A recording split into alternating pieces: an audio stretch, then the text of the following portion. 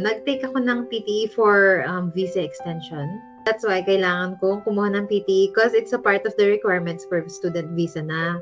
And matagal mo na rin siyang magagamit after graduation. It's valid for 2 years.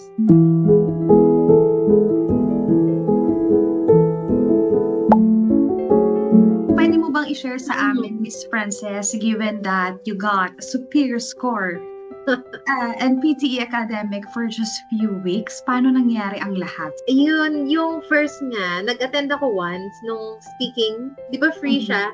So, Yes. tinry ko muna dun sa speaking every Monday. Tapos parang okay naman kasi makukuha mo yung tips na kung ano talaga yung dapat mong focus na task, ganun. Tapos dun sa portal din, may mga 4 areas na yon. Parang mas mahirap pa yung practice test, sa totoo lang.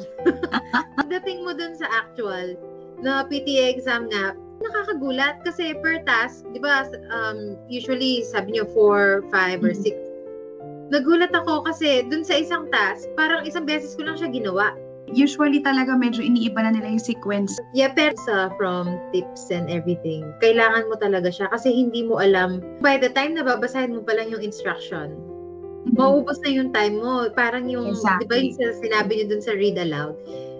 Pagdating niya dun sa next task, wala ka talagang malalaman. So, parang pag binabasa mo pa lang instruction, magsasalita na siya. So, kung hindi mo alam yung tips talaga na yon, wala. Mamimiss mo na yung siguro first 2 or 3 words na nag-start dun sa repeat sentence. Actually, 2 times lang ako nag-attend. Isang speaking at saka isang reading. Yung sa sayo, yung sa second, yun na yung last ko. Marami talagang tips na malalaman mo na. For example, dun sa summarization, di ba ang haba ng paragraph, then you only have to summarize it for 1 sentence with Yes. 60, 70 words, di ba? Yes, 10 minutes. In 10 minutes. 10 minutes. Kasi kung wala kang para bang tutorial or tips na nakuha, hindi mo alam kung paano nga ba ang gagawa ka ng isang sentence with 50 to 70 words.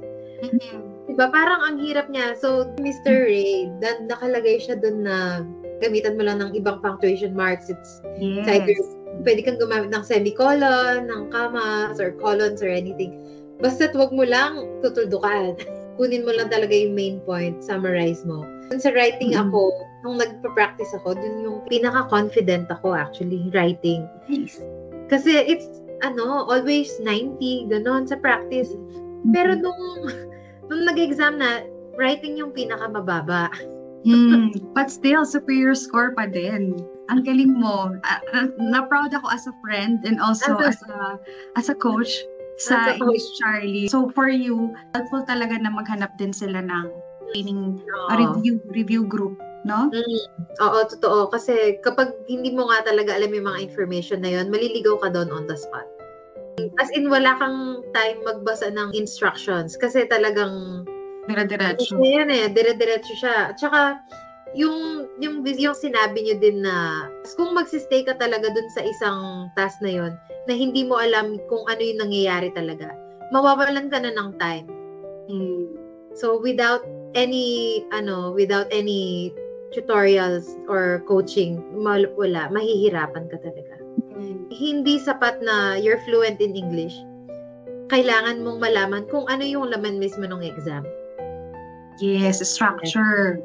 So, without the coaching, nga ka talaga. So, for example, we have students na nag-work sila nasa Australia or kahit nasa Philippines. So, any advice mo doon? Kasi given na ikaw din, gano'n, nag-juggle ka between work and then mag-studies ka pa. If you'll be taking the coaching packages, kasi given naman yung, if you miss the event, diba? Ibibigay nyo naman yung recording.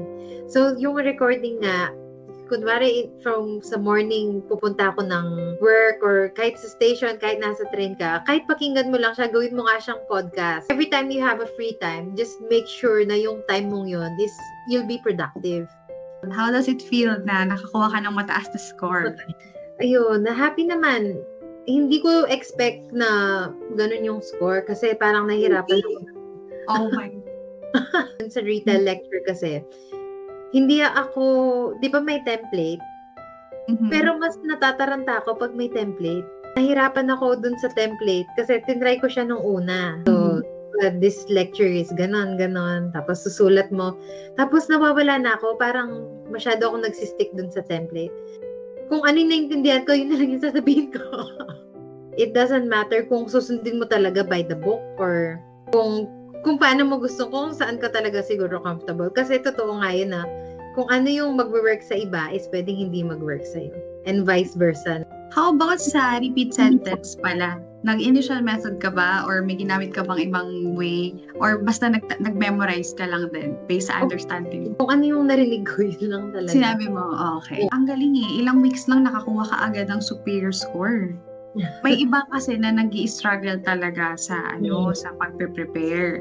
Pwede bang magbigay ka lang din ng few tips during the actual exam? So yun, yung isa dun sa mga ko, kapag sinabing listening part siya, hindi siya listening lang. Ano yung gagawin mo dun? May score din na ibang area ng PTE. And then, just be lang siguro, confident lang din. Kinabahan din ako nung pagkaupo ko kasi yung mga katabi mo, maririnig mo talaga yung sabay-sabay nagsasalita. Basta't focus ka lang sa sarili mong ginagawa. Huwag mo silang pakikinggan din. Any message sa English Charlie coaches? Kasi they were so delighted with your scores. Sabi nila, grabe si Miss Frances. Parang saglit lang naman siya umattend. Probably nga daw nanood ka lang ng recordings din. Thank you a lot.